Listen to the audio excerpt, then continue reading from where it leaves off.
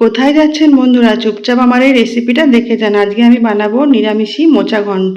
ছোলা আর মোচা আমি নুন দিয়ে সেদ্ধ করে রেখেছি। এবার আমি কড়াইতে ফোড়ন দিলাম, তেজপাতা, শুকনো লঙ্কা আর গোটা জিরে। এবার আমি কেটে রাখা আলু দিয়ে দিলাম, দিয়ে ভালো করে ভেজে নেব। দেবো আমি এর মধ্যে স্বাদ মতো নুন, হলুদ, আদা বাটা, টমেটো কুচি দেব। নুন কিন্তু অল্পই দেবো, কারণ আমি মোচা সেদ্ধর সময় নুন দিয়ে দিয়েছি। দিয়ে ভালো করে নাড়াচাড়া করে নিলাম, কষিয়ে নেব। এবার আমি কাঁচা লঙ্কা চেরা আর জিরে গুঁড়ো দিয়ে দিলাম। কষানোর পরে আমি এবার সিদ্ধ মোচা দিয়ে দিলাম, দিয়ে ভালো করে আবার কষাতে থাকবো। একটু চাপা দিয়ে দিলাম যাতে মজে যায়।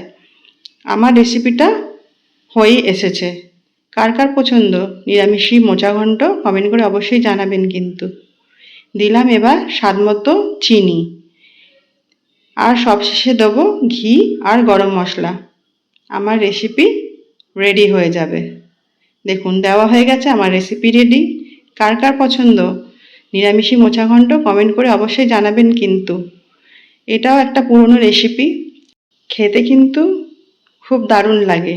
গরম ভাতের সাথে খাবেন, সেই স্বাদ পাবেন। আমার রেসিপি রেডি।